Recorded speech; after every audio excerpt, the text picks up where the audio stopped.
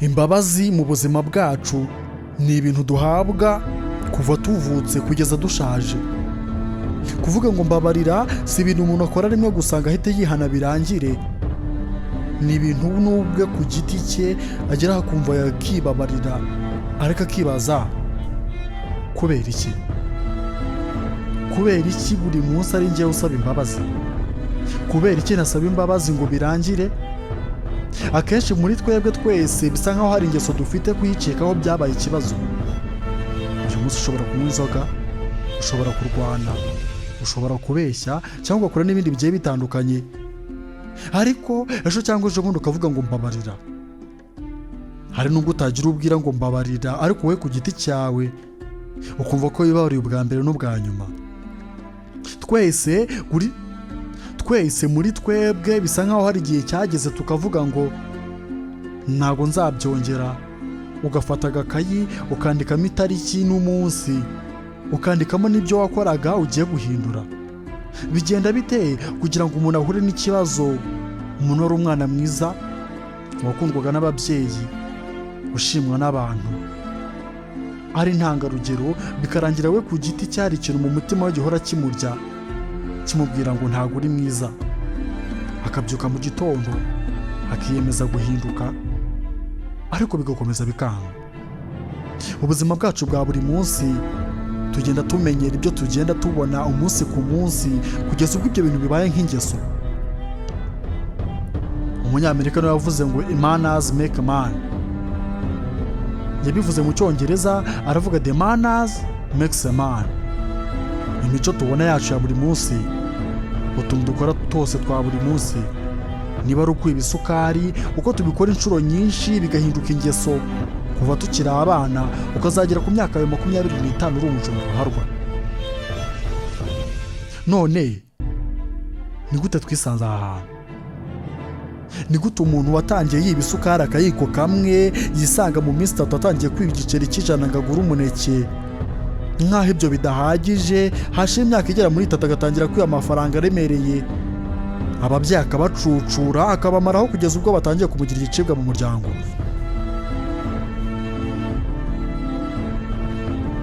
Bigenda biteye kugira ngo umuntu witondaga umuntu amubona mubwire ati abantu barahinduka koko. Twese tugomba kwitondera ibikorwa byacu dukora bya buri munsi, kuko ibyo byose byibura nibyo bishobora gutuma tugira ingeso nziza cyangwa ingeso mbi. Akantu kose gatoya uko kakubayeho ugomba kukitaho ukagatekerezaho inshuro zirenze imwe. Bitwara iminsi igera muri 62 gusa kugira ngo ikintu wakoraga gihinduke nk'ingeso. Batangiye kuvuga turiya muntu yabaswe n'inzoga, yabaswe n'uburaya, yabaswe n'ikindi kintu kigiye gitandukanye. Uko wakora ikintu cyari cyo cyose ukimara iminsi 62 ugikora udasiba, gita kihinduka nk'imico iri muri wowe, ku buryo kugikora bidasaba kugira ngo ubitekerezeho kabiri. Ni nk'uko utagomba gutekerezaho kabiri yuko ugomba kubyuka mu gitondo ukiborosa, ariko ntabwo ari ngombwa ko buri muntu wese ubyutse ajya gufata breakfast. Twabigenza gute kugira ngo twikureho ingoyi z'icyaha, cyangwa mu kimwe twivane mu bintu twatangiye tuzi ko ari imikino, nyamara bigahinduka ibibazo bikomeye cyane? Mu myaka yahashize nabyo byabayeho. Abantu benshi bajya bavuga ngo abantu ba kera si bo bubu, nyamara ushobora gusanga ba kera basa neza 100% n'abubu. Imico mibi, kugambana, ubugome, amashyari ndetse n'ibindi nibyo byaranze abantu kuva bakivuka, cyangwa se mo kimwe kuva bakiremwa kugeza n'ubu ngubu. Bigenda biteye kugira ngo wumve umubyara avuze ngo abana ba kera si bo bubu, ngo abana bubu we. Bisa nkaho uwo mubyeyi wawe nawe ubwo yakuraga bajyaga bavuga ngo abana bubu.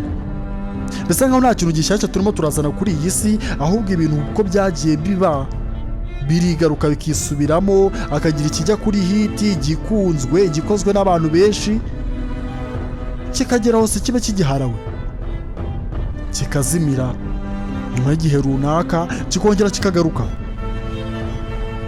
Ujya witegereza ukuntu abantu bajya bambara amapantaro manini cyane, muri iyi minsi amapantaro manini cyane agezweho cyane kurusha amapantaro abegereye.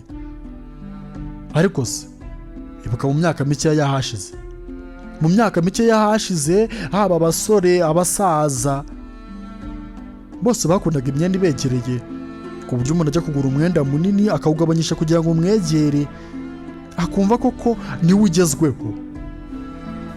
Ubu ngubu byagenze bite kugira ngo abana b'iki gihe batangire kwambara nk'abantu muri 91? Bisa nk'aho ibintu biri kuri iyi si ari uruziga ruhora rwizengurutsa.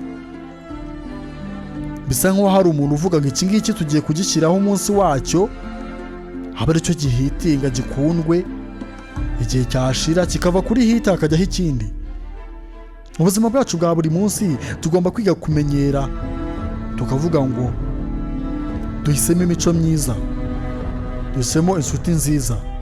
Ariko se wakibaza ngo inshuti nziza ni zimeze gute? Imico myiza ni imeze gute?